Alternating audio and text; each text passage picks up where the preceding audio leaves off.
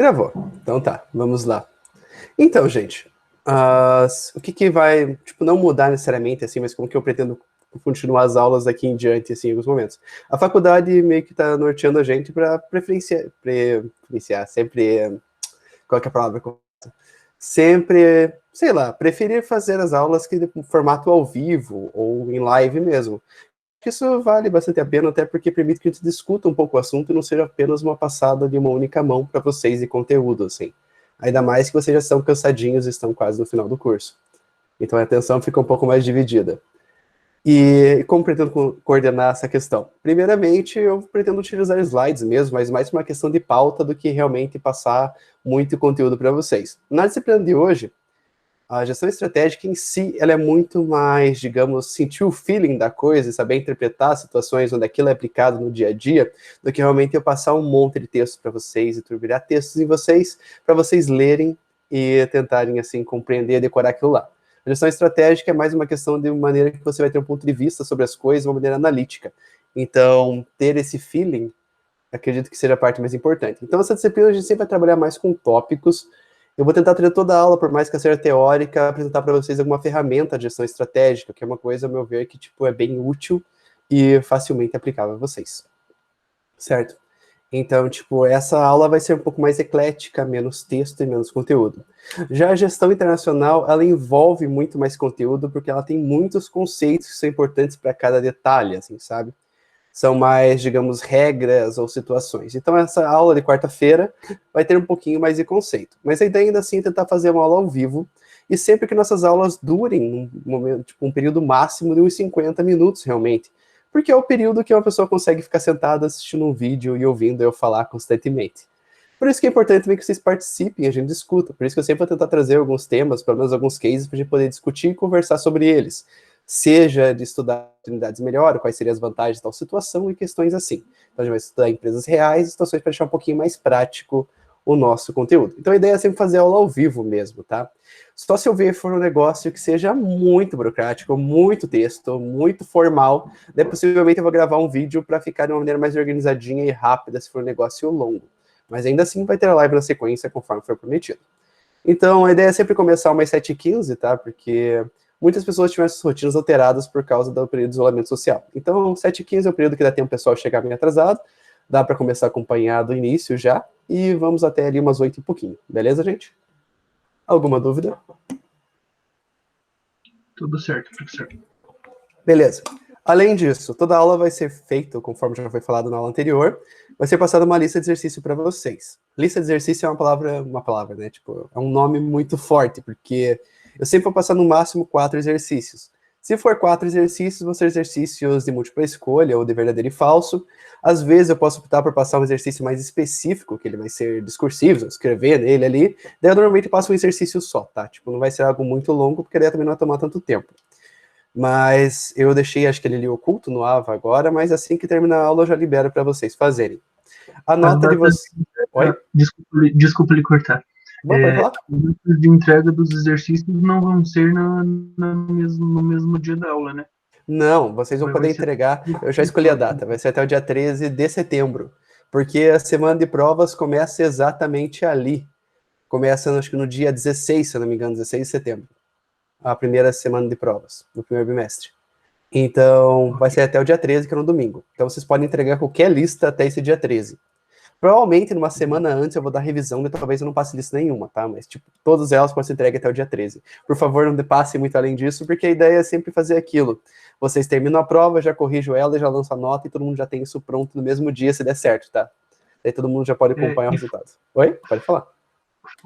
Fora as listas de exercício que a gente vai ter a cada aula, vai ter, tipo, trabalho, assim, especificamente valendo nota, ou a nota do trabalho vai ser composta por essas listas, ou vai ter alguma coisa a mais, assim, do que as listas de exercício?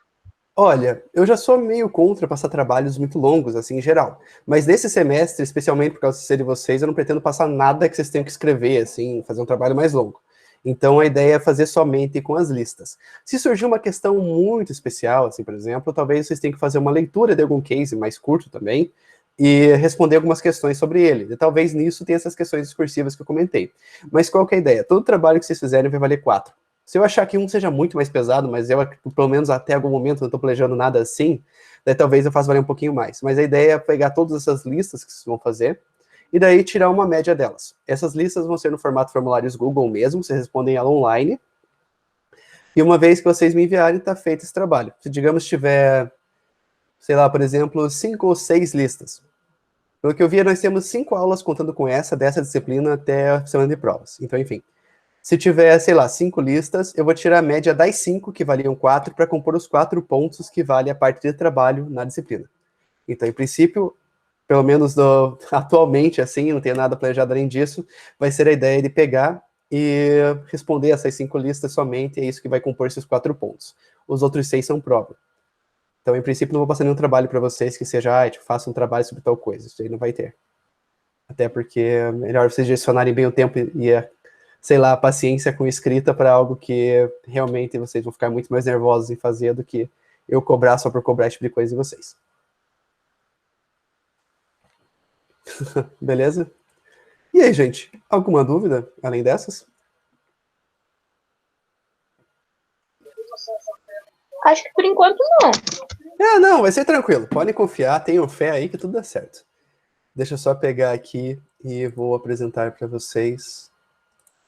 Deixa eu ver se você está com o slide certo aqui agora, porque senão vai que eu dou um spoiler da próxima aula. Tá certo. Vamos pegar aqui e apresentar agora.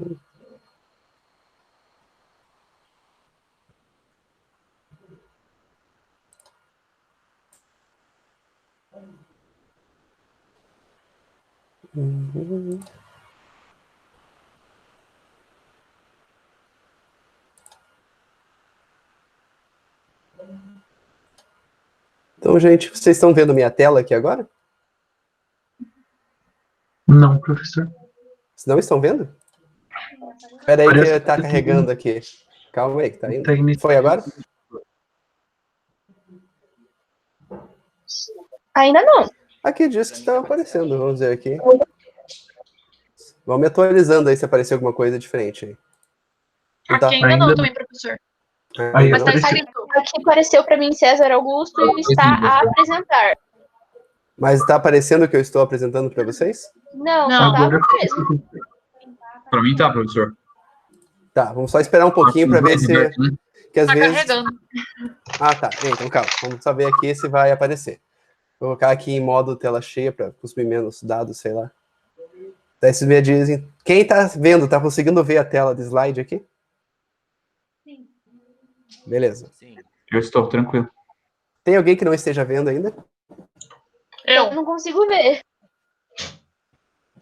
Mas está carregando para vocês? Ou está... Professor, aqui aparece Oi. para mim, César Augusto está apresentando, mas ainda tá a tua web. Ah, para mim apareceu. Apareceu? Perfeito. É que às vezes está carregando realmente, então pode demorar um pouquinho mais. Uhum. Vamos só aguardar mais um pouquinho e ver se aparece. Tenha fé, reza um pouco aí que já surge.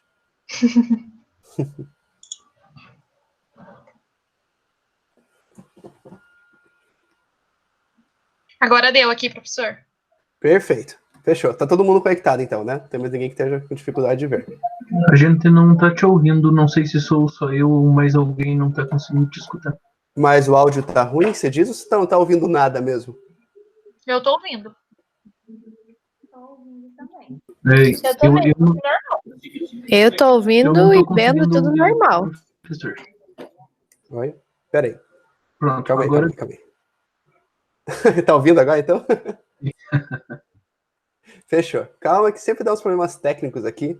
Então tá todo mundo vendo meus slides agora, né? Só confirme isso e vamos continuar. Sim. sim. Fechou, então é nóis. Hoje a aula é sobre administração estratégica e suas etapas, tá? É uma aula mais introdução, realmente, bem começo do conteúdo. Provavelmente vocês já ouviram tudo que tá aqui outras vezes, mas é mais ideia de a gente dar uma debatida e dar uma discutida aqui para conseguir, tipo, colocar esses conhecimentos porque a gente vai trabalhar aqui nessa aula. Então vamos lá. Introdução. As empresas e o ambiente onde atuam. Isso aqui parece ser meio óbvio e tudo mais, mas tipo, esse tipo de análise sempre envolve tipo de conceito. As empresas e o ambiente onde atuam. No caso, você tem que analisar exatamente o que a empresa é, o que a empresa faz, o que ela quer ser e onde ela está, e onde ela quer estar. Essa questão agora, que eu coloquei esse slide aqui por primeiro, fica meio confuso. Mas todas as questões estão diretamente envolvidas a parte de estratégia. O que é estratégia propriamente dita? Estratégia é você saber onde você quer chegar, o que você quer fazer, e você faz um planejamento de como vai fazer isso. Só que a estratégia também envolve a parte de execução. Então, no caso das empresas, o que eu já vou falar aqui nos próximos slides, é exatamente essa questão, da empresa saber onde ela quer chegar, ela planejar como ela quer chegar, e ela fazer a execução disso que ela planejou. E juntamente também com o monitoramento do que ela está fazendo. Mas a gente já vai ver essas etapas mais daqui para frente. Aqui com a introdução também, as funções administrativas elementares. Temos o planejamento, que é a ideia de você realmente saber onde você quer chegar. A organização, que é saber quais são os seus recursos, por exemplo, as pessoas que trabalham para você, o que você tem que ter nos seus processos, seja equipamentos, produtos, matéria-primas e afins. Isso aqui realmente são os recursos da organização. A direção está mais relacionada à parte das pessoas fazerem gestão propriamente dita. Seriam gestores dentro da empresa que vão organizar essas forças, esses recursos, juntamente podendo motivar também os trabalhadores, mostrar para eles o caminho e mostrar para eles o que a empresa realmente quer. E o controle está diretamente ligado com a direção, que seria a parte de gestão, mas também envolve a parte de você fazer análise do que vem acontecendo. Os mecanismos de controle vão ser principalmente relatórios, sistemas de monitoramento, sistemas de informações e afins. Tudo que eu estou falando agora, são conceitos bem tranquilos e simples, tá? Eles são um pouquinho mais conexos, mas são mais para criar uma base só do que a gente vai falar daqui para frente. Todo mundo está ouvindo até aqui? Tá tranquilo? Sim. Sim. Tranquilo, Sim, professor. Beleza. Então, o que é administração estratégica? É essa a ideia. A empresa, hoje em dia, não pode somente existir, o único mecanismo e a única motivação dela é realmente ter dinheiro e ter lucro. A empresa tem que almejar algo maior, porque dificilmente ela vai conseguir ficar no mercado. No caso, ela pode até sobreviver por questões regionais. Por exemplo, às vezes a empresa é desenvolvida, uma empresa justamente para montar um negócio numa área que seja carente daquela questão. Então a estratégia dela é suprir essa tendência regional ali, essa necessidade regional, de fornecer algo, ou seja um produto ou serviço, para aquela região. Nesse caso, empresas que não têm um posicionamento muito forte, uma identidade muito forte, uma estratégia muito limitada, podem sobreviver por mais tempo. O problema é que, com a globalização, sistemas de informações, as pessoas todas tendo acesso à internet o tempo todo com os celulares, ficou muito, digamos, mais limitado esse poder regional de uma empresa. Então, a empresa agora, mais do que nunca, e constantemente isso vai aumentando, é mais difícil para uma empresa sobreviver sem que ela diretamente se posicione sobre quem ela é, sem ela ter, por exemplo, um grande diferencial competitivo diante da concorrência. Isso é uma coisa que a cada ano que se passa, está mais difícil para uma empresa sobreviver se ela for, digamos, genérica, certo? Se ela fornecer o que todos fornecem da mesma forma. Tem questões pequenas que podem fazer parte da estratégia da empresa que fazem um grande diferencial, por exemplo, qualidade no atendimento. Às vezes a pessoa, dependendo do que ela for comprar, é uma compra mais técnica. Então você poder fornecer para ela um suporte na hora da compra, ou seja, pelo menos às vezes até simpatia e simplesmente um pouco mais de atenção em ouvir as dúvidas daquela pessoa já é um grande diferencial. Uma estratégia da empresa realmente pode ser ter um melhor atendimento. Por que não? Às vezes as pessoas pensam que a empresa não tem estratégia, mas às vezes somente uma cultura pequena na empresa já faz toda a diferença nela ali, como ela atende seus clientes e como os clientes percebem a empresa. Beleza? Qual a sua relação com os administradores? Se uma empresa foi idealizada e tem um caminho a ser seguido, digamos, tem um ponto onde ela quer chegar, ela quer ser a maior empresa de determinado ramo sobre alguma coisa, ela quer ser uma empresa que provém as melhores soluções para uma determinada área.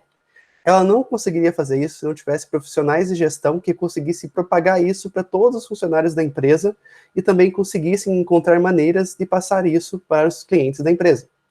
Porque uma empresa pode ter muitos ideais, como, por exemplo, ter o melhor atendimento possível. Só que se isso somente fica na cabeça dos organizadores, mas não fica, digamos, o cliente não consegue perceber isso, digamos, a empresa não consegue superar a concorrência, ou de qualquer forma os clientes não conseguem sentir que eles estão sendo bem tratados do que nos outros lugares, isso não tem fundamento. Então os administradores têm a principal função de nortear tanto ali os clientes, os seus funcionários da organização, para conseguir propagar esses valores para fora, e também conseguir que os clientes percebam isso. Perfeito? Uma empresa sem todos os seus componentes, ele não consegue fazer nada. E por fim, quais são as etapas da administração estratégica? Teríamos essas 5 etapas. Tudo certo? Todo mundo está conseguindo ouvir? Tem alguma dúvida, alguma coisa assim?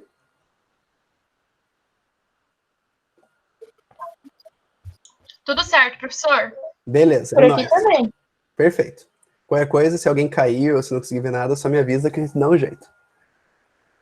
A primeira etapa da administração estratégica seria a análise do ambiente. Você lembra que no começo ali eu falei daquela questão da organização e onde ela está? Essa análise, ela pode envolver, por exemplo, desde os recursos que a própria organização tem, como também, tipo, a região que ela está situada. Isso aí, muitas vezes, pode dizer, por exemplo, se o seu negócio é específico para aquela região. Muitas vezes, dependendo da cultura de algum lugar, pode não aceitar essa expansão do teu negócio. Então, conhecer exatamente o que a organização pode fazer de diferente, o conhecimento que ela tem, o know-how, e todos os potenciais que ela tem no ambiente que ela está, já indicam para onde ela pode crescer e onde ela pode almejar. Por exemplo, no Brasil é um país muito burocratizado, em todos os segmentos ele é burocratizado. Então, algumas empresas podem ter algum norte muito específico. Só um minutinho que eu ouvi um barulhinho aqui, não sei se alguém entrou. Porque agora aqui eu não consigo ver. Enfim, vamos voltar para aula. Peraí, achei. Enfim, como o Brasil é um país muito burocrático, muitas vezes a empresa pode ter um objetivo que seja muito maior do que ela realmente consegue realizar. Por exemplo, no Brasil nós temos muito poucos bancos. Por quê? Porque as barreiras de entrada para qualquer instituição de pagamento que nós temos hoje como o PicPay se tornar um banco é muito complexa. Consequentemente, seja por lobby ou pressão social, constantemente eles vão adquirindo mais, digamos, não necessariamente capacidades, mas mais direitos de poder atuar em outros segmentos que antigamente eram mais monopolizados. Mas ainda assim, você ter essa noção, tinha que desenvolver um jeito do Meet aqui de aparecer essa notificação de entrada aqui na minha tela. Não tinha? Vamos lá. Olá, Milena, tudo bem? Você está conseguindo nos ouvir?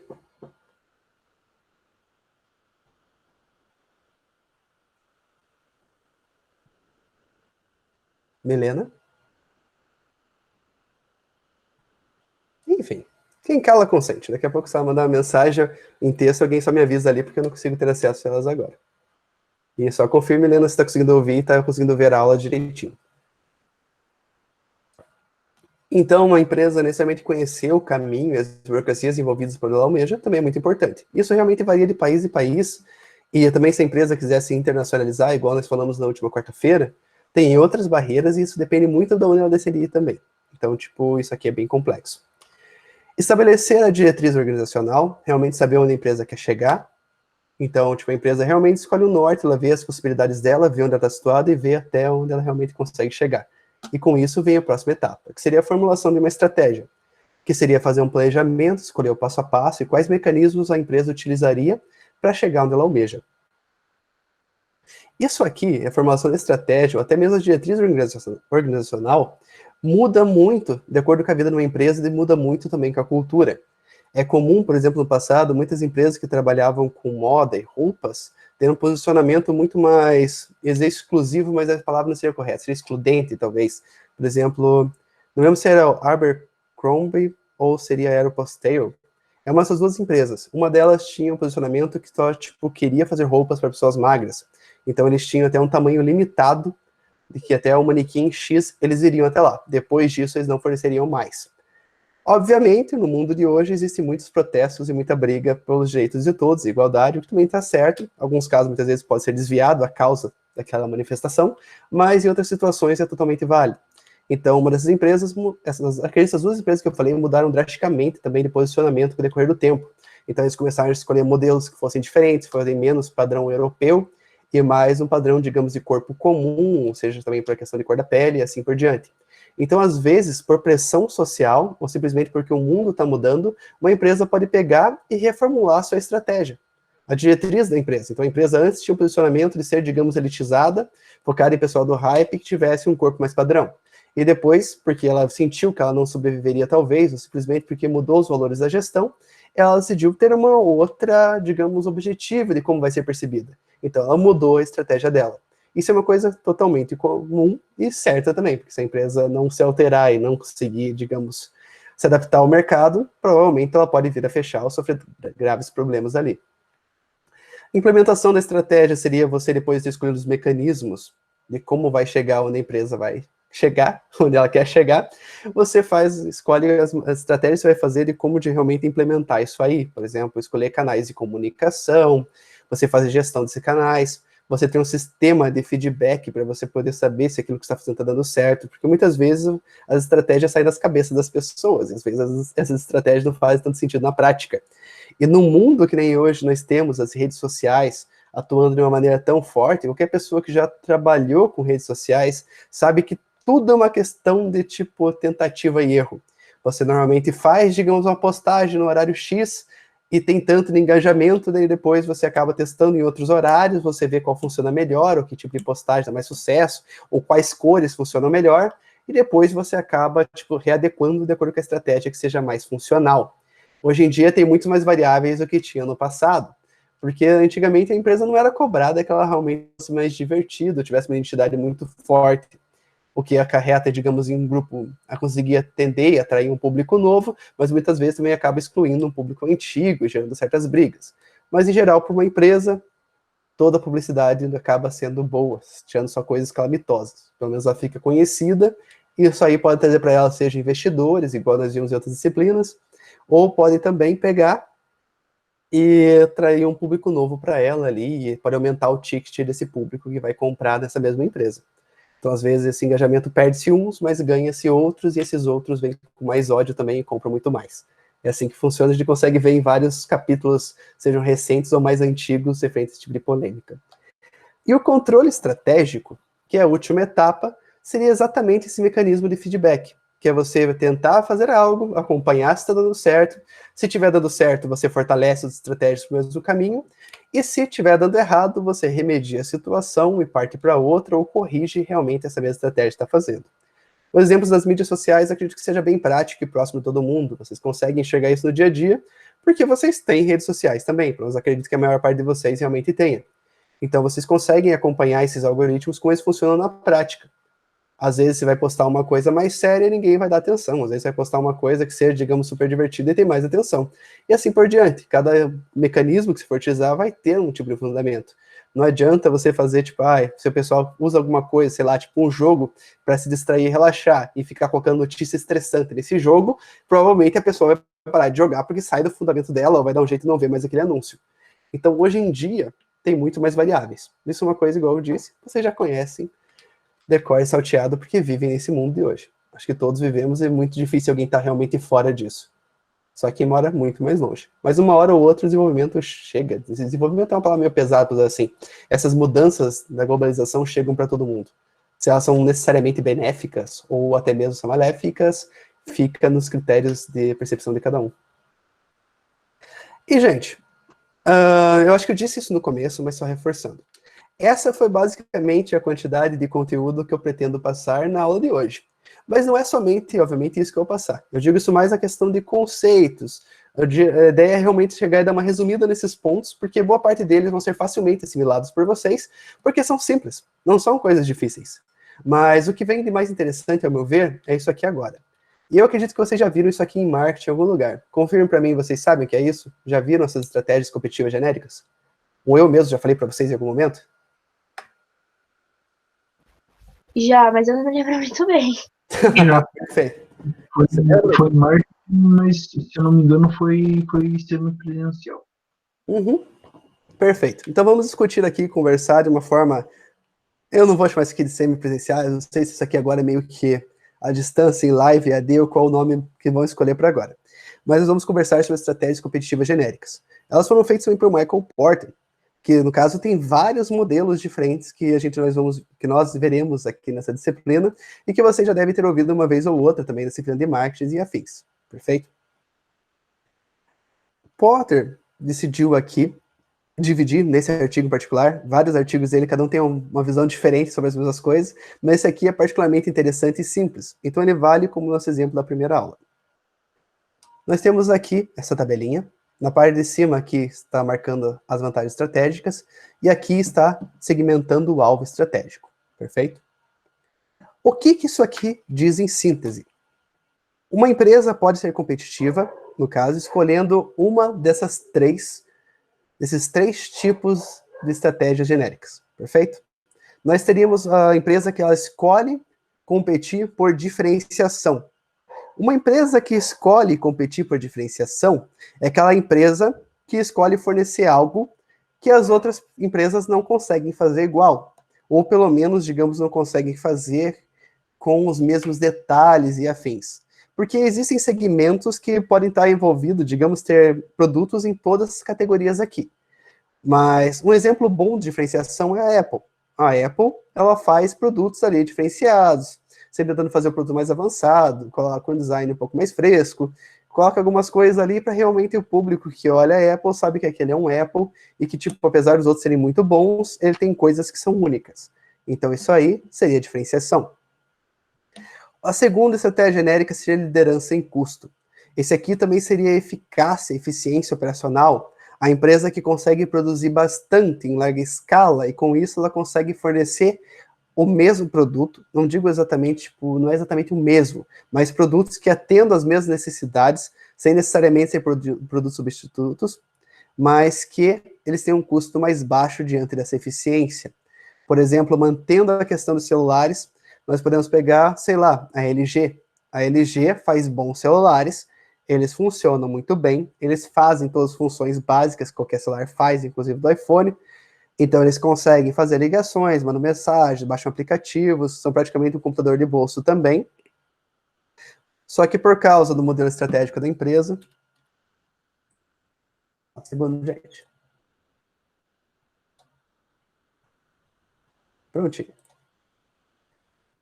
Por causa do modelo estratégico da empresa, e para a empresa conseguir, digamos, trabalhar com uma linha de produtos menores, com produtos... Estão conseguindo ver os slides agora? Sim. Fechou.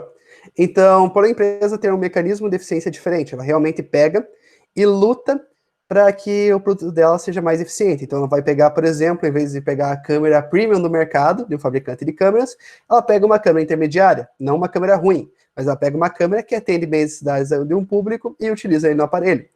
Ela pega, por exemplo, uma bateria que talvez, sei lá, tenha uma capacidade maior de se viciar, mas isso não é necessariamente tão implicante porque a própria Apple tem uma fama com questão de baterias.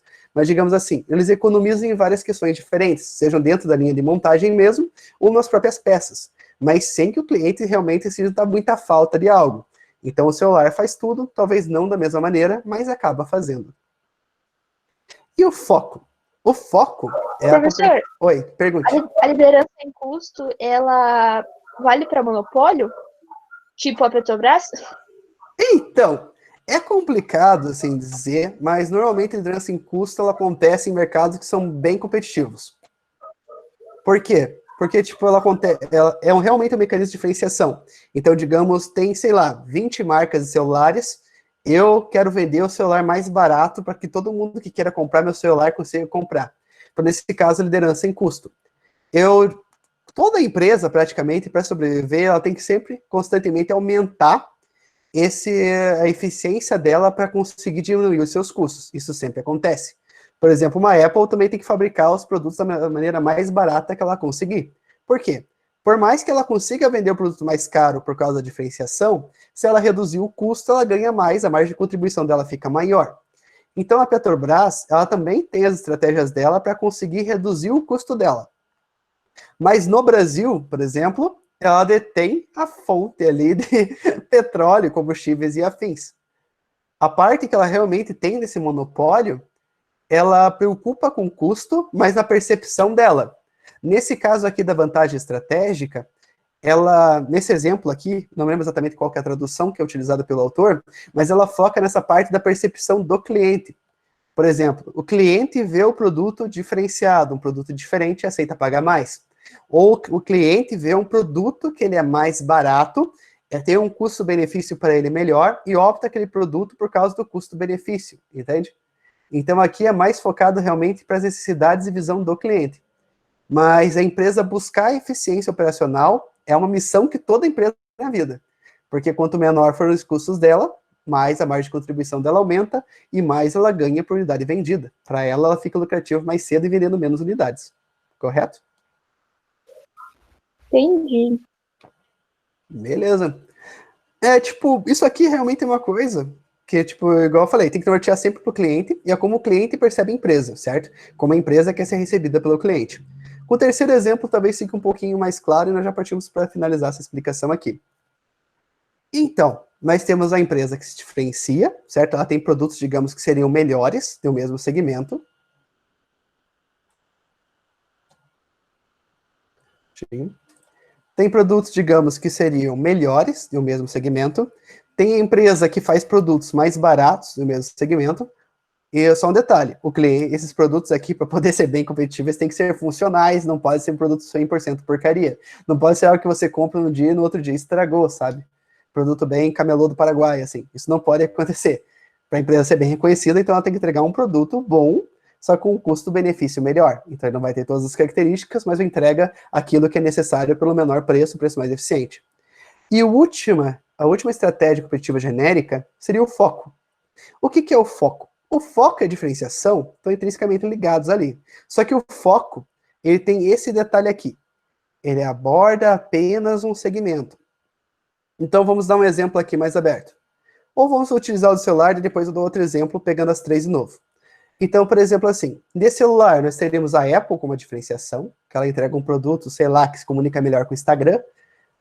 A liderança em custo nós teríamos a LG, porque até a Xiaomi está ficando agora mais careira, ou nós temos outras marcas, sei lá, Kobo. Tem muitas outras marcas aí que tentam ser liderança em custo, constantemente aparece uma ou outra que é mais barata, entregando quase o mesmo. E no foco, nós teríamos, por exemplo, o celular da Caterpillar, que é um celular, que ele é um celular que tem os recursos mais fracos, mas a ideia dele é ser um celular resistente, você pode passar com um trator em cima dele que ele não quebra. Então ele atende a necessidade de quem? De quem está num ambiente muito caótico e quebra o celular. Ou atende a necessidade de alguém que seja mais desastrado e vive quebrando a tela do seu celular. Então, tipo, ele atende um público bem específico. Se a pessoa celular, por ser resistente, vai partir para a Caterpillar. Ela não vai partir para a Apple e nem para qualquer outra marca com liderança em custo. Ela vai comprar um celular que seja quase blindado. Mas esse público aqui, que é o celular blindado, ele é muito raro, ele é bem pequeno. Só que usando aquele conceito da cauda longa, que o comprimento da cauda equivale à totalidade da base, vocês aprenderam o conceito da cauda longa em algum lugar já, né? É bem comum, tem um monte de lugar que fala, palestras e tudo mais. Conhece o conceito da cauda longa? Eu não conheço, nunca ouvi falar. Sério? Acho que não. Eu também não. Eu tô até com medo de escrever cauda longa aqui no...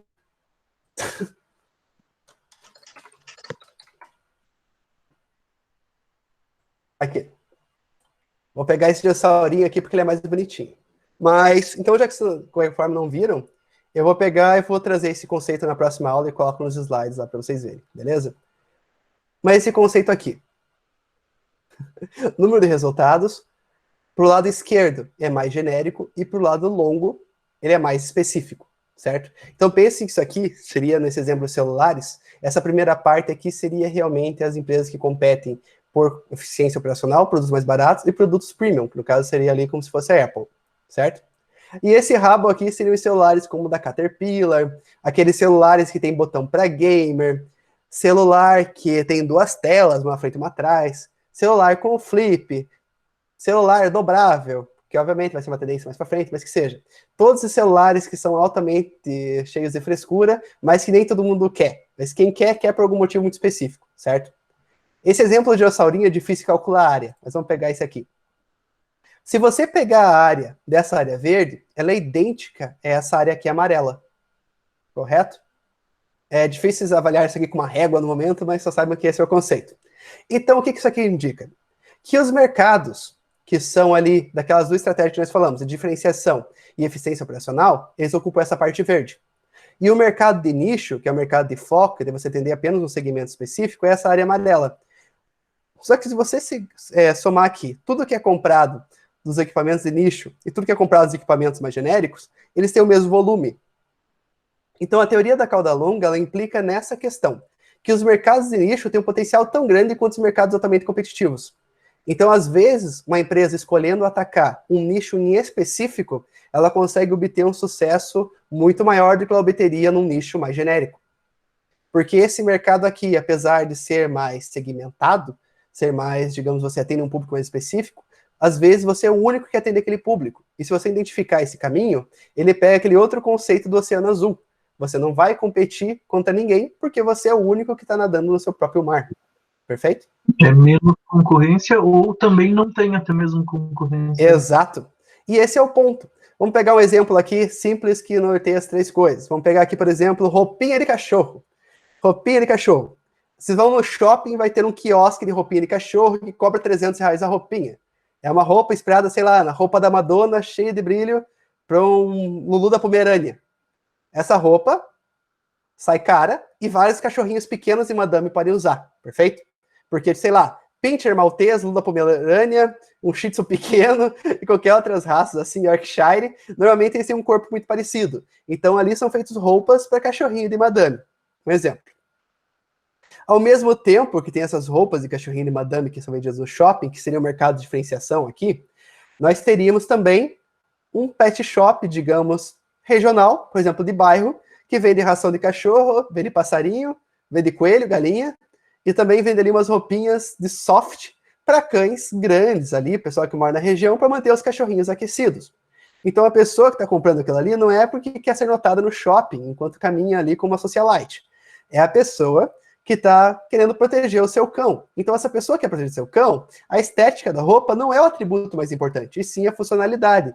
Então a pessoa que compra essa roupa do pet shop de bairro, ela está comprando aquele produto de uma empresa, digamos, de uma fabricante, que compete por eficiência operacional. A roupinha do cachorro, do Lulu, do Pomerânia, do Pinscher, do Yorkshire e afins, ia custar R$200. Essa roupa aqui, que seria para atender um vira-latão de 40 quilos, vai custar, sei lá, R$45. Perfeito? Então a pessoa não vai gastar a mesma coisa que a outra gasta, porque ela tem um foco diferente. O objetivo dela é realmente conseguir atender uma necessidade da forma mais eficiente possível, com o melhor custo-benefício. Então, depois desses dois exemplos, o que está na cauda longa? Na cauda que é amarela, esse espaço do Oceano Azul. Seria uma loja que só vende produtos para Bulldog. Isso aqui não é um exemplo criado ou simplesmente chutado. Realmente existem lojas de pessoas que amam seus Bulldogs demais e compram produtos específicos para Bulldog. Ou lojas específicas para quem tem Pug.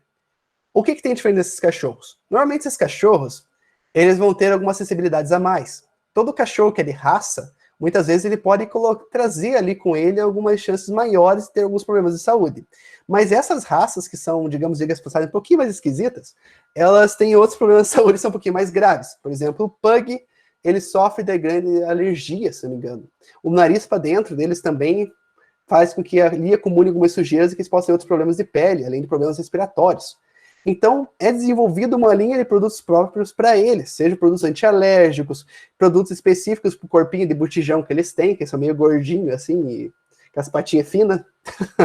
Então, tipo, é um mercado que quem quiser comprar roupa para um bulldoguinho ou para um pug, provavelmente ela vai ter que comprar roupas específicas para essa raça. E isso também, continuando o exemplo de cachorro, vale, por exemplo, para rações também. Vai ter uma ração tipo Royal Canin, que é uma ração bem cara. Vai ter uma ração, que é que nem a que eu compro, que é Special Dog, porque meus cachorros são todos de rua e são grandes e comem bastante. Então é uma ração que tem, digamos, melhor custo-benefício. Eu olho, sei lá, a quantidade de proteína que ela tem e toda a questão de realmente o que ela fornece para o meu cão. E vai ter as rações que são específicas para esses cachorros que são em alergia ou já vem com nascença, por exemplo, nos rins, problemas respiratórios e afins. Ou vem com realmente problemas do pelo e tudo mais. Então, esses três nichos estão aqui dentro, esses três modelos de estratégia, perfeito? Então, teria aquela que é um produto, digamos, que é premium, porque a pessoa realmente quer comprar o melhor do melhor. Tem aquele que é o custo-benefício, que oferece o melhor pelo menor preço, digamos assim. E tem aquele que o preço em si não é tão delimitado, porque ele envolve muito essa questão de um público muito específico. Então, a pessoa que vai comprar esses produtos específicos vai recorrer a um fornecedor específico. Porque o cara que trabalha no quiosque do shopping, para ele o espaço, digamos, o metro cúbico do quiosque para guardar esses produtos específicos aqui para algumas raças que até são mais raras, não compensa. Para ele compensa ter produtos premium e mais genéricos para conseguir vender para o maior número de pessoas. Assim como esse cara aqui que trabalha por custo-benefício, para ele também estocar esses produtos aqui muitas vezes acaba vencendo, porque quem vai nesse tipo de aviário busca o custo-benefício. Mas se você tem um cachorro cheio de probleminhas, digamos assim, que realmente necessita de atendimentos especiais e produtos especiais, você vai numa loja específica, porque você está cansado de levar o seu Bulldog num pet shop tradicional e não ter, sei lá, um shampoo adequado para ele, não ter uma ração própria para ele, ou não ter roupinhas que sirvam nele, certo? Não ter um lacinho que fique perfeito na cabeça dele. Então, aqui estão dentro das 3 estratégias. E o ponto da teoria da cauda longa é exatamente esse. Se você medir a área de todos os mercados de nicho juntos, em comparação com as áreas do mercado que competem por diferenciação e eficiência operacional, o tamanho da área é idêntico. Então, por isso que muitas vezes você atuar no mercado de nicho que você conheça bem, você entenda a necessidade e sabe que o público existe e está só esperando uma empresa surgir para tapar esse buraco, vale a pena você atuar nesse segmento aqui, mesmo que ele seja um segmento muito menor, com números muito menos expressivos do que nessa área aqui verde.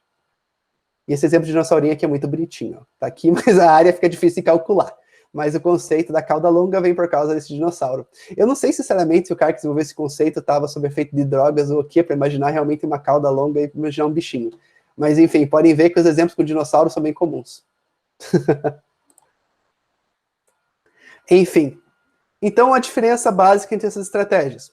No esquema da diferenciação e da liderança em custo, eles atuam no âmbito de toda a indústria. Então, eles competem, teoricamente, até entre si. Às vezes, a pessoa, dependendo da sua necessidade, sua capacidade de renda naquele momento, ou a preferência em determinado tipo de produto, ela pode partir um para o outro. Isso aqui varia de situação para situação.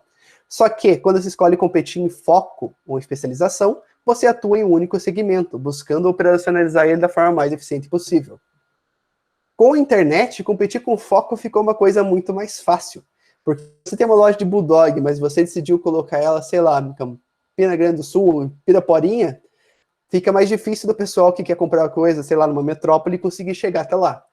Mas se você tem pela internet, a pessoa sabe que vai ter comprado de você, então ela aceita pagar até um frete um pouco mais caro. Então, tem suas vantagens de competir aqui em vários sentidos diferentes. O problema é que com a globalização, fica difícil a pessoa ter uma ideia realmente nova e conseguir aproveitar um oceano azul por totalidade. É muito mais difícil você conseguir identificar esses mercados hoje em dia. Mas, assim, é possível. Constantemente têm sido criadas necessidades novas para as pessoas, constantemente tem, digamos, pela globalização mesmo, vocês conseguem conhecer novos mercados e conseguem identificar melhor essas oportunidades. Vocês conseguem ver, por exemplo, vamos ver alguma coisa bem legal. Na Netflix tem 2 documentários que eu acho muito interessantes, que são Street Food, ambos são. Um é sobre a Ásia e o outro é sobre a América Latina.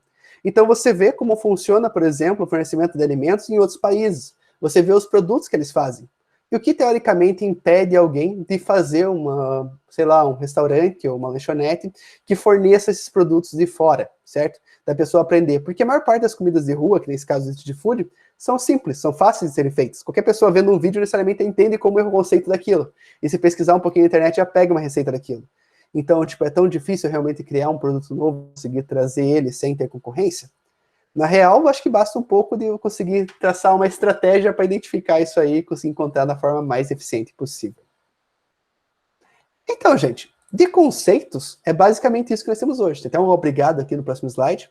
Eu gostaria de conversar com vocês, e que a gente fizesse isso, pelo menos por mais uns 10 minutos, de realmente conversar sobre empresas e tentar identificar aonde elas estão situadas.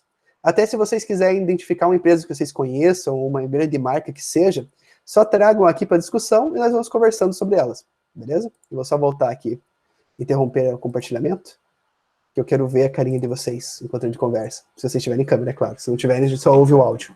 Mas é meio estranho, assim, ficar só vendo o slide.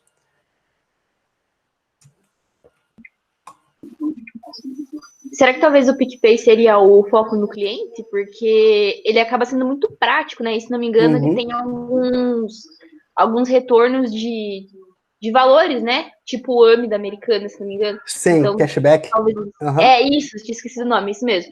Se não me engano, ele tem, então poderia ser também uma foco no cliente, né?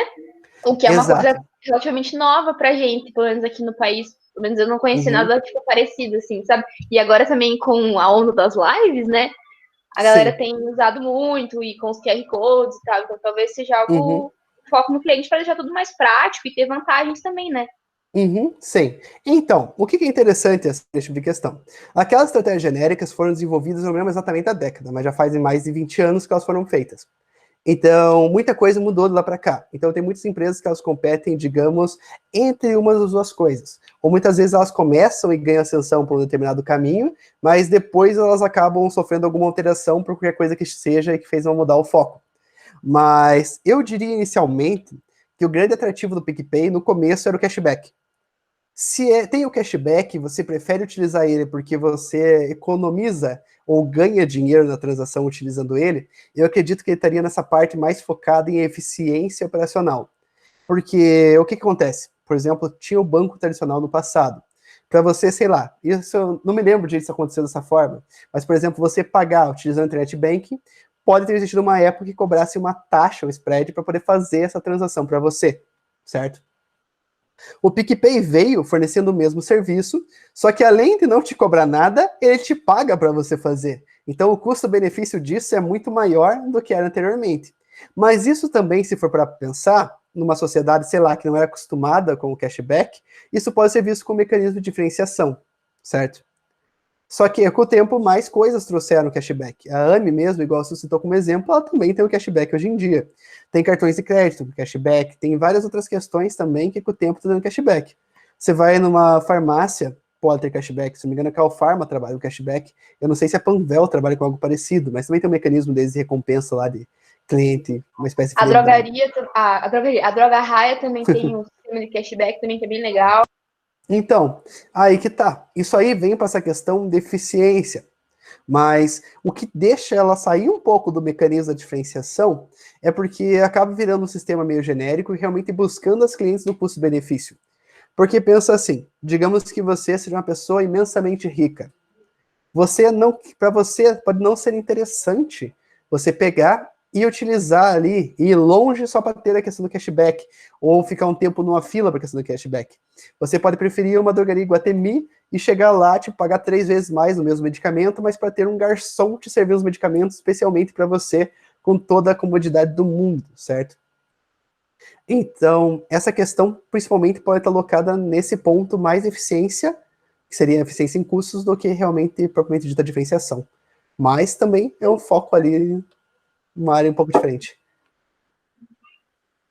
E, por exemplo, uma loja de calçado, uma loja de roupa, ela tem as marcas mais famosas, tem as marcas de grife, mas também tem produtos mais baratos, assim. Esse tipo de comércio, de organização, ela pode ser classificada como? Olha, você lembra que no começo da aula eu falei uma questão muito focada na região. Então, se você, por exemplo, oferece roupas, calçados na mesma loja, mas com foco numa região específica que não tem muita concorrência, muitas vezes você pode estar ali por uma espécie de diferenciação que é conseguir fornecer e atender um público específico ali de uma forma meio diversa para não perder esse público. Só que ainda assim, essa mesma empresa, ela pode ter roupas de marcas boas e pode ter, digamos, roupas de marcas mais baratas. Acho que ficou sentindo a frase ali. Eu retornei ao atraso. Mas enfim. Então essa empresa está competindo ali meio que no meio. Mas de qualquer forma, você vai ver nesse tipo de loja, ela não vai ter. Você lembra aquela época do gordinho do hype? Aquele piazinho lá que estava vestindo um outfit de 43 mil? Por exemplo, um cinto que ele pagou, sei lá, R$1.000. Dificilmente nessa loja vai ter esse cinto de R$1.000. Esse cinto que é realmente a expressão da diferenciação, que você só vai encontrar num pátio Batel da vida, só vai estar numa loja bem específica, que vai ser uma loja de marcas bem caras. Dificilmente uma loja, digamos, que compete ali mais na questão custo-benefício vai apresentar. Então eu diria que essas lojas que competem apresentando um pouco de tudo, ainda assim elas se encaixam no custo-benefício. Escolhendo o exemplo de roupa e calçado, por exemplo, para pegar, sei lá, tipo um modelo de foco, seria roupas plus size. Por exemplo, você tem uma loja que só fornece tamanhos acima de determinado número. E assim como existe para roupa, também existe para calçado. Eu tenho 2 amigos meus, que um deles calça 50 e o outro calça 49. Então, para eles comprarem calçado, é uma atividade bem árdua, não é fácil não. Então, para eles recorrem ou compra para a internet, ou realmente uma loja especializada que tenha. Seria mais ou menos a mesma coisa como lojas voltadas para o público feminino ou para o público masculino, loja voltada para vestuários tipo de casamento, vestido, terno, essas coisas. Uhum.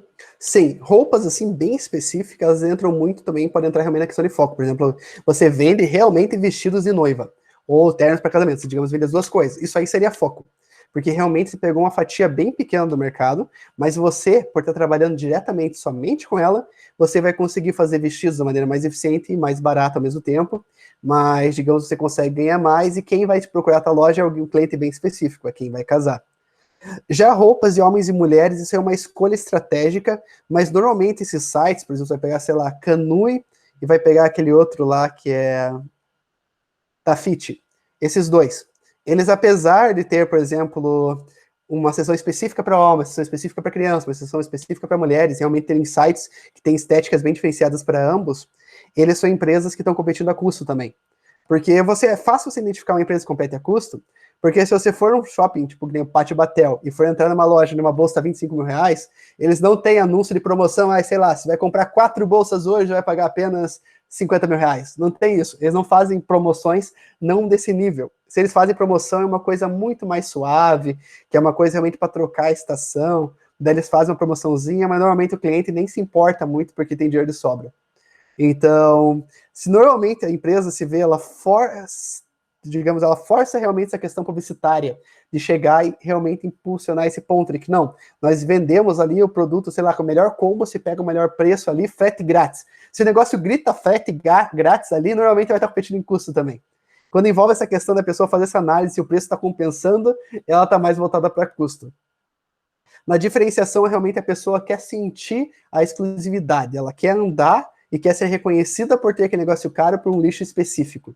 Então isso aí, o mercado de diferenciação está muito voltado para a questão do luxo mesmo. É difícil achar alguns exemplos que não sejam do luxo para diferenciação. Então a diferenciação normalmente entrega uma coisa que faz, digamos, que tem um público maior do que o de foco, mas atende necessidades bem específicas e realmente tem um empoderamento extra por estar usando aquilo, entende? O que difere um do outro são apenas detalhes, mas esses detalhes são visíveis, se você começar a prestar atenção neles, assim, com esse foco mesmo de tentar delimitar o que cada um é. E, por exemplo, esses bancos online agora, tipo, Moldão Mais, a Nubank, eles entrariam em qual nicho desses? Eu achei que talvez a diferenciação por custo, mas como o professor falou que deu esse exemplo agora, então eu acho que não, né? Eu tava achando que sim, devido a porque, né, ficar mais prático pra gente. Muitos também, eles tiram as taxas, então acaba ficando mais viável, mas acho que então não é mais diferenciação, né? Então, ele é custo, realmente. A ideia é custo. A gente faz um serviço bem enxuto, você não tem um gerente propriamente dito, você não tem uma agência que você pode ir lá fazer um escândalo e bater as cadeiras lá e reclamar de alguma coisa. Tudo é online. Se você precisar de um suporte, que nem do Nubank, é muito bem feito. Mas alguns podem realmente deixar a desejar nesse ponto, pode demorar para ter um retorno, para não resolver tantos problemas. É um foco direcionado muito mais para eficiência propriamente dita. Então a ideia é realmente ter um serviço e eles competem pelo menor custo possível. Sei lá, você vai ter TEDs limitadas, gratuitas, você vai ter um cartão gratuito, e sempre focam muito nisso que você não paga nada. Então ele é um foco bem em relação à eficiência. O premium dos bancos, que seria realmente a diferenciação, seria você ser um cliente VIP dos bancos e ter lá acesso àquelas agências especiais, assim. Tipo, isso é muito distante, mas você vai, por exemplo, sei lá, num banco qualquer, e digamos que o andar de cima são os clientes premium, VIP, e embaixo são os clientes normais. Às vezes o cliente de baixo não vai ter Wi-Fi, não vai ter café, não vai ter nada. Se você for um cliente premium do banco, você vai para o segundo andar lá tem cafezinho, tem Wi-Fi, o atendimento já é outro, todo mundo te dá bom dia, boa tarde, é uma outra pegada, sabe? A questão da diferenciação, ela realmente vem em tentar te entregar mais para te deixar um pouco com o ego elevado. Ele realmente tá ligado com essa parte também, talvez, do orgulho, da pessoa comprar e viver aquilo lá sentindo que ela está sendo melhor tratada, digamos assim, que ela tem algo a mais. Então a diferenciação, normalmente, ela está focada nesse lado a mais, entende? O custo-benefício está em te fornecer a maior quantidade de coisas possível pelo menor preço. E o foco está te oferecer que ninguém mais te oferece. Às vezes, sei lá, digamos que você precisa de um banco. Isso aqui que eu estou falando é um exemplo totalmente fictício, tá? Você precisa de um banco que você consiga fazer transferência bancária 24 horas, porque você trabalha com negociação 24 horas, por que é motivo? Você precisa que aquele valor seja transferido exatamente naquele segundo. E daí surge um banco específico que consegue atender essa necessidade, tendo um atendimento 24 horas, super rápido, e consegue fazer o dinheiro ser transacionado nesse exato momento. Obviamente, né, tipo o PicPay, o Nubank consegue fazer isso de uma conta igual para outra, assim, em qualquer horário. Mas digamos um banco que realmente conseguisse fazer isso para todos os bancos que existem no mundo e atendesse uma cidade específica. Daí seria um foco. Mas, normalmente, esses aplicativos, tudo, eles te oferecem o que os outros bancos oferecem também, só que eles te oferecem de graça. Você poder fazer transferência gratuita, você ter cartão gratuito, você ter um pacote de benefícios gratuitos. Então, a ideia deles é que você deixa o dinheiro lá, porque você, teoricamente, não paga nada diretamente. Já um banco que tem, sei lá, o cliente super premium, ele cobra uma cesta de serviço mais cara, ela cobra uma anuidade nos cartões muito maior. Então, tipo, esse cara não se importa, essa mulher não se importa de pagar mais, mas eles querem ter toda essa diferenciação. Eles querem entrar num banco com o nariz empinado, passar por todo mundo e ser atendido melhor que todo aquele povo, sabe? Essa é a diferenciação propriamente dita. Entendeu? E isso vocês vão conseguir reparar em quase todos os segmentos que existem, assim, vocês vão conseguir enxergar a diferença, principalmente agora que foi passado esses conceitos. A ideia é que seja passado em cada aula, além de passar um pouquinho de teoria, o que envolve estratégia, porque a ementa da disciplina é incrivelmente curta. Pra vocês terem noção, nessa aula de hoje, eu peguei e simplifiquei e passei para vocês 33% do que a ementa propriamente dita fala. Foi bastante coisa, assim. E olha, pior que não resumi muito, não. Acho que eu consegui passar os conceitos de uma forma bem direta. O resto, se eu passasse a mais que isso, seria realmente encher linguiça. Mas a ideia é pegar agora, nos próximos conteúdos, dar uma dividida e sempre trazer uma ferramenta para vocês poderem analisar empresas e ver empresas de uma forma diferente. Até mesmo poderem criar as próprias estratégias para vocês. E peço que vocês façam isso como um exercício pessoal, que eu não vou cobrar, não vou valer nota, mas tipo, somente uma questão para fixação, de ver o negócio onde vocês trabalham, a empresa que vocês trabalham, e tentar delimitar como que ela compete dentro dessas 3 estratégias genéricas, onde ela estaria posicionada, propriamente dita. Se ela seria por diferenciação, se ela seria por eficiência, ou se ela seria por foco. Interessante, se você for pegar, por exemplo, no mercado B2B, isso varia bastante. Quando uma empresa vende para outra empresa, tem outras coisas que pegam a mais. Então, por exemplo, assim, normalmente o cliente de uma empresa, muitas vezes, não se importa muito como, digamos, o fornecedor da empresa que ela está comprando é atendido pelo esse fornecedor. Ela cagou para isso, certo? Para ela o que importa é o que vem para ela, como ela é atendida, como que é o produto que ela recebe. Então, se o fornecedor fornece uma matéria-prima porcaria para a pessoa que está comprando o produto, mas ele é super bem atendido, você não vai gostar do produto, porque aquele produto que você está comprando, teoricamente, vai ser forjado com uma matéria-prima porcaria.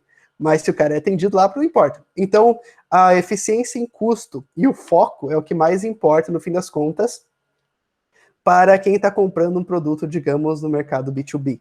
Porque a empresa precisa do quê? De confiança, então essa aí seria a única diferenciação realmente visível. Ela poder confiar nos produtos e no atendimento de uma empresa específica em determinados horários. Também existe diferenciação, muitas vezes está relacionada nessa questão do custo-benefício, porque normalmente uma empresa que está comprando uma matéria-prima ali ou contratando um fornecedor, ela precisa poder ter o melhor pelo menor preço possível, certo? Luxo demais em relação a como seus compradores estão sendo atendidos, para ela não importa tanto, só em situações mais emergenciais. E foco quando ela atua no mercado muito específico, que ela precisa de matéria-prima de produtos muito específicos. Então ela vai chegar em fornecedores que ninguém mais chega, porque ela realmente precisa do que é aquilo que ele tem para vender, ele só vende para empresas como a sua. Então no B2B é um pouco mais, digamos, fechado isso. Só que no mercado B2C é imenso, você vai encontrar empresas tudo que é tipo. Mas é bem fácil, depois você presta nesses detalhes. Normalmente, se é luxo e tem uma coisa muito mais estoante do que as outras, vai ser diferenciação. Se ela é uma empresa que foca nessa questão do custo-benefício, ela oferece o melhor pelo menor preço, não é dizendo que o produto dela é porcaria, o produto dela não é porcaria. Se o produto dela for porcaria, ela não sobrevive no mercado. O produto dela, teoricamente, tem que atender o mínimo da necessidade do seu comprador. Mas ela fornece isso pelo menor preço possível, então ela tem eficiência em custo. E se ela vende um negócio que só ela vende, seria foco. Então eu peço para vocês que verifiquem as empresas que vocês trabalham, as empresas que vocês são donos, e tentem identificar o que vocês competem atualmente.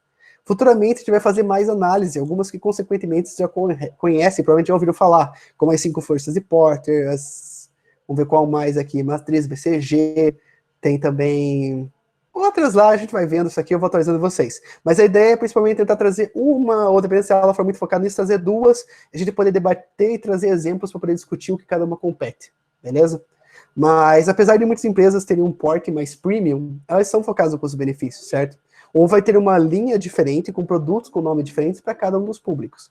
Então, por exemplo, a Uber tem Uber Black, Uber Select, e eu não me lembro quais são as outras versões do Uber, mas enfim, o Uber Black é o Uber mais caro, você paga mais para entrar num carro melhor.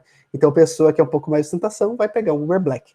Se você quer o custo-benefício propriamente dito, você pega o Uber Select.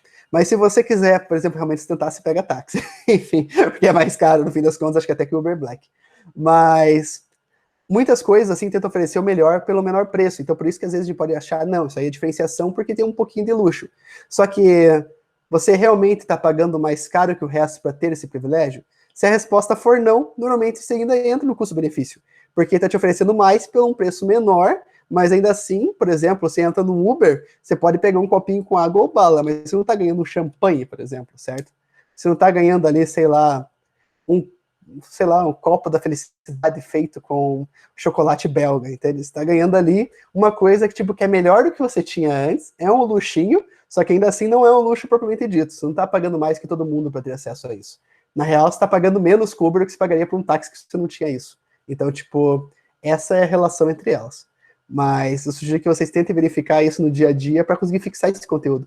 Porque essa estratégia, como eu falei para vocês, é bem interessante e é fácil de ser aplicada em qualquer área que vocês trabalhem, e é fácil de ver também no dia a dia. E vocês também conseguem ver mais ou menos o que uma empresa vai fazer para frente utilizando esse tipo de conceito. Você começa a entender melhor de como o negócio dela funciona. É muito difícil uma empresa atuar nos três. Eu digo muito difícil porque provavelmente vai existir um exemplo ou outro, mas é praticamente impossível. Porque se a empresa atuar em tudo, isso ferra o que ela consegue fazer. Se uma empresa, digamos, pequena, decide comprar e estocar 2 cintos de $10.000, além dos cintos baratos que ela vende, digamos, por R$20, imagine o que ela não conseguiria ter de estrutura melhor para atender os seus clientes, que propriamente são, que a maior parte, majoritariamente, são as pessoas que vão buscar o custo-benefício, se elas pegassem esses, sei lá, $20.000, os 2 cintos, e aplicando na própria estrutura, em um estoque diferente, investir em outras coisas, certo? Então, uma empresa competir em todos eles é muito difícil. O que acontece é uma empresa pegar e fazer várias marcas, uma mesma empresa, que é uma casa de marcas, ter marcas diferentes para cada público. Por exemplo, a mesma empresa que vai ter um Rolex, vai ter um outro relógio mais acessível ali, que vai custar, sei lá, R$300, que não é um valor barato, mas também não chega a ser um valor caro. E ela ainda assim tem uma outra marca, com outro atendimento, outras lojas, outro público, outros tipos de funcionários, tudo mais, uma outra estrutura, para atender alguém que quer pagar R$30.000 no relógio, certo? Então, tipo, é muito difícil uma empresa misturar as marcas para fazer estratégias totalmente diferentes. O que acontece, ela cria marcas diferentes para atender públicos diferentes. É igual o Madeiro e Jerônimo. Madeiro, muitas empresas que eu posso citar para vocês, algumas delas eu não estou acompanhando, então pode ter sido vendido uma parte para outra, tá? Mas que vale o exemplo. Então, a Madeiro tinha um mercado mais premium, premium não chega a ser, mas tipo é um mercado um pouquinho mais caro. A pessoa gostava de pagar mais, era um pouquinho ostentação. E daí, para não fornecer um produto barato ali mesmo, ele tem o Jerônimo também, que são produtos mais custo-benefício, que você compra o teu pedido no token, não tem um garçom para levar até você, é um serviço que tem menos luxo. Entende? No Madeiro tem um garçom, apesar de nunca ver um garçom no Madeiro ser feliz, lá tem garçons. Tipo, eles não sorriem muito, né? Eles não agradam muito o cliente. Mas, enfim, eles têm atendimento VIP, eles têm alguém que é totalmente formal e te responde suas dúvidas, diferente do Jerônimo, que você tem que ir até o balcão pedir, e depois toca a tua senha, você vai lá, pega a tua bandeja, senta na mesa, e depois leva a bandeja de volta. São públicos diferentes, pessoas que querem coisas diferentes, e assim vai. Então, tipo, cheeseburger, vender batata frita e milkshake são coisas genéricas, certo? Mas se você quiser comer, por exemplo, uma hamburgueria que seja vegetariana, ela, no caso, se for só vegetariana, ela está atendendo um foco específico de pessoas. Assim como se for uma hamburgueria que o pão dela, por exemplo, não é feito com trigo. Ela não trabalha com trigo, não trabalha com lactose para pessoas que têm alergia. Então, nesse caso, ela está competindo também por foco. Entende? Conseguiram ver bem a diferença? Porque... Sim, mas como, Oi, Jéssica? como o Madeira, assim, ele também tem os hambúrgueres vegetariano e sem Tem. lactose, essas coisas. Então Sim. mas ele continua se encaixando nesse primeiro que você falou, nesse primeiro exemplo? Sim, ele continua essa diferenciação. Porque o foco é normalmente você escolhe abordar um segmento bem menor e explorar ele da forma mais abrangente possível. Você, por exemplo, é vegetariano, você pode ir no Burger King. Eles fazem isso porque existem pessoas de tentação que também são vegetarianas. Então elas vão poder querer ir no Burger, eu falei Burger King, querer ir no Madeiro. Você pode ir lá, certo? O Burger King também tem a versão vegetariana, eu não sei, o exemplo que você falou foi Burger King ou foi Madeiro? Agora eu falei, mas eu não me lembro Foi do direito. Madeira. Perfeito. Então, o Madeiro ele tem a opção vegetariana, mas para não excluir as pessoas que querem esse atendimento VIP com o lanche vegetariano também. Tanto que ele mistura mais umas coisinhas, tipo o lanche vegetariano dele, ele tem também a questão de ser fit. Isso é uma coisa horrível, porque normalmente o vegetariano ele é meio ogro para comer as coisas, ele gosta de coisa também que é gordice. Gordice é um termo gordofóbico. Então, tipo, você vai no Madeiro lá, todo mundo tá comendo coisa cheia de gordura, tudo, daí o vegetariano é um negócio integral, sem óleo, totalmente seco ali e afim, certo? Então, tipo, o que eles tentam fazer? Eles tentam não excluir um público premium também, mas eles não estão atendendo exclusivamente esse público da melhor maneira possível. Então, tipo, esse sanduíche do Madeiro, que ele é vegetariano, ele vai atender o vegetariano ali na hora. Mas se o vegetariano chegar e falar, olha, eu sou vegano e eu quero um milkshake vegano, vocês têm? Eles não vão ter. Mas se você for num restaurante especificamente vegetariano, uma hamburgueria vegetariana, ele vai ter um milkshake vegano, entende? Ele vai atender todos os pontos diferentes. Não é ter uma opção no cardápio, saca? Esse é o ponto. Entendi. Ele meio que atende, mas não é o foco, né, real. Isso. Que você falou, não é o foco dele, né? Exato. Ele não exclui um público, mas também ele não escolhe atender somente esse público da melhor maneira possível. Porque, teoricamente, seria impossível. Pensa assim que nem o Madeiro. O Madeiro, ele tem todas as coisas que eu falei ali. Tem batata frita, milkshake, porções e assim vai. Tem até almoço e prato executivo. Se ele escolhesse ter todas as opções, vegetarianas e veganas também, ele teria que literalmente dobrar o cardápio. Se ele fosse ter opções também que fossem para pessoas celíacas sem alergia a trigo, ia dobrar mais um pouco o cardápio ainda. Ele tem outras versões de pão. Nenhuma empresa dá conta de fazer isso. Então, para não excluir um público e não ficar passando carão com um público específico, ele faz as alterações do cardápio e tem uma opção ou outra. Mas normalmente vai ter realmente uma opção ou outra. Dificilmente vai dividir e tomar espaço de uma ou outra parte, digamos assim, do que é o core business deles. Então, eles já aproveitaram e lançaram ali, o fit e o vegetariano vai ser no mesmo, porque se tiver um vegetariano ou um fit, ele pode comer essa opção e não precisa ir embora com cara fechada e comer só batata frita. Mas eles não escolheram especificamente atender esse público. A área deles é realmente essa questão do serviço. Essa é a ideia deles. Entendi. Alguém mais tem alguma dúvida? Tem alguma questão que queira lançar aqui para a gente conversar sobre? Algum exemplo?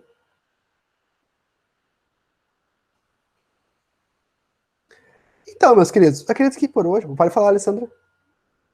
Então, na verdade, eu estava pensando que para a gente analisar como o que a empresa vai seguir desses três, é sempre o que for mais forte, né? Por exemplo, ela pode ter uma diferenciação em custo, mas ela também tem um foco, mas o mais forte é o que vai reger ela, né? Sim. Então, é que aí que tá. Normalmente não é necessariamente o mais forte, é realmente o norte dela. Mas isso vocês, analisando mais empresas, vão conseguir ver isso mais facilmente. Então, o foco é atender especificamente uma área específica, um segmento em específico. Não, tipo, atender esse segmento também. Ela vai atender esse segmento com toda a força que ela tem. Então, se ela escolheu, por exemplo, ser vegetariana, que ele falou, ou atender bulldog, ela vai atender só bulldog ou vai ser só vegetariana. No máximo, ela vai ter um pratinho ou outro, sei lá, com frango, por exemplo, ou peixe para uma pessoa ou outra. Mas o foco dela vai ser se dedicar a esse mercado especial. Se ela fizer muita promoção, ou se ela realmente tiver essa ideia, não, nossos clientes vão escolher a gente por causa que o nosso preço é melhor, ela é um foco em eficiência. A maior parte das empresas vão ter esse foco em eficiência em custos. A grande maioria é isso. Não precisa nem falar muito, é só procurar que realmente você vai ver. Elas estão competindo com a concorrência diretamente para ter o menor preço. Já a diferenciação é realmente algo linkado com o luxo. É o entregar mais. É você, tipo, uma empresa, por exemplo, de logística.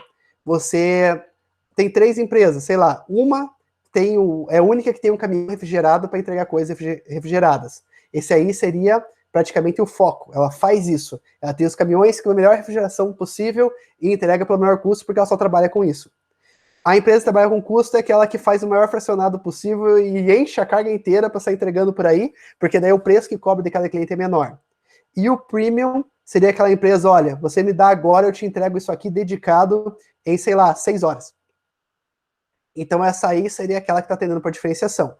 É óbvio que vai ter lá a transportadora, que vai ter o caminhão refrigerado e vai ter o sistema de frete dedicado. Mas ela não é a empresa que é conhecida por ser isso, sabe? Ela tem o frete também dedicado ali, mas ela não tem uma linha inteira de caminhões e um atendimento de horas para chegar lá e coletar na hora que o cliente cotou e levar, sabe? Então, tipo, essa questão de diferenciação, ela vai com muita força em fornecer um serviço que ninguém mais oferece de uma forma muito mais glamurosa e com muito mais detalhes. O foco é você atender um mercado muito menorzinho. O foco e a diferenciação, eles têm que se confundir um pouquinho nessa questão. Só que, normalmente, o que difere? O foco, a diferenciação, ela escolhe atender algo com uma forma muito mais enriquecida para um público ali, que aceita pagar mais porque quer aquele negócio melhor, entregue da forma mais eficiente, sei lá, maior segurança, maior tudo. Já o foco é a ideia de você realmente focar em uma área muito pequena, que normalmente as empresas dão um desdém para elas, e atende ela com toda a sua força também. Você pega ali, e tudo que você faz é voltado para aquela área específica, para um cliente muito mais específico. É um cliente que precisa ser atendido de uma forma que ninguém mais atende ele. Então você dá toda uma diversidade de opções para aquele cliente. Então essa questão alimentar, de, por exemplo, ter alergia, tem umas cafeterias que tem as coisas que são sem lactose, porque tem alergia à lactose, não tem glúten para quem é celíaco, e além de tudo pega umas outras coisas com alergia também. Para que, tipo, a pessoa que sofre dessas alergias, porque existem muitas pessoas que sofrem de mais de uma simultaneamente, podem ir lá e se esbaldar.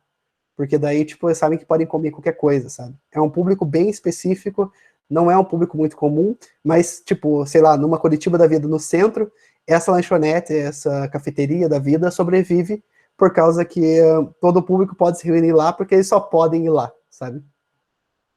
Então, tipo, lembra um pouco a diferenciação. Só que normalmente no foco os preços não são tão mais caros. Apesar de você ser a única pessoa que trabalha com aquilo, você não mete a faca por causa disso, sabe? Normalmente isso não acontece.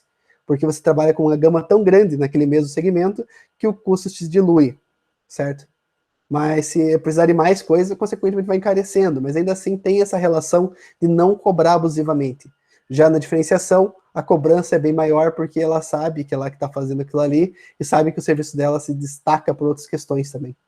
Normalmente a diferenciação é muito focada nessa questão do serviço, ou também na questão da qualidade, propriamente dita. Mas é mais esses atributos gerais num segmento que é compartilhado com aqueles que competem por baixo custo e aqueles que oferecem o melhor e o mais caro, certo?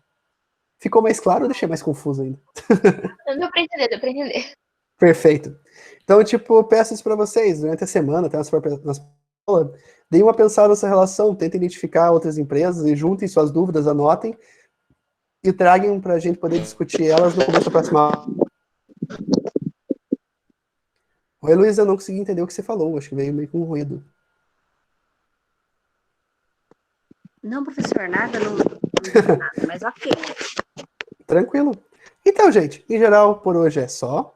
Obrigado por ter comparecido. Igual eu falei, hoje a aula até que foi mais longa, até porque a gente deu uma esticada nesse final, mas é bom. Se vocês tiverem dúvidas e tudo mais, é bom compartilhar para a gente poder fazer essa discussão que a gente consegue entender melhores exemplos, perfeito? Então, venham nas próximas aulas. E a ideia é fazer elas mais ou menos de umas 7h15 até umas 8 e pouquinho, beleza? Mas também, se for até mais longo, eu posso falar assim, tá, agora a aula, provavelmente os conceitos acabaram, então vamos ficar na discussão, e quem quiser ficar, fica, quem não quiser, não fica, e assim nós vamos se organizando. Tem a lista de exercícios, são 4 exercícios que eu deixei lá para vocês. São bem fáceis, tá? Não são difíceis, já adianto logo de cara, para ninguém ficar pensando, que eu fiz exercício extremamente fácil. Realmente a intenção é mais para pegar um pouco de atenção de vocês. Então, gente, obrigado por terem vindo, gostei que veio bastante pessoas para a nossa live de hoje. Mantenham essa garra, continuem vindo, e a ideia é sempre trazer uns assuntos interessantes e divertidinhos para a gente conversar, beleza? Beleza, professor. Obrigado. Beleza, obrigada, Boa noite. professor. Boa noite, pessoal. Obrigada, professor. Boa noite. Obrigado, Boa noite, até a professor. próxima aula.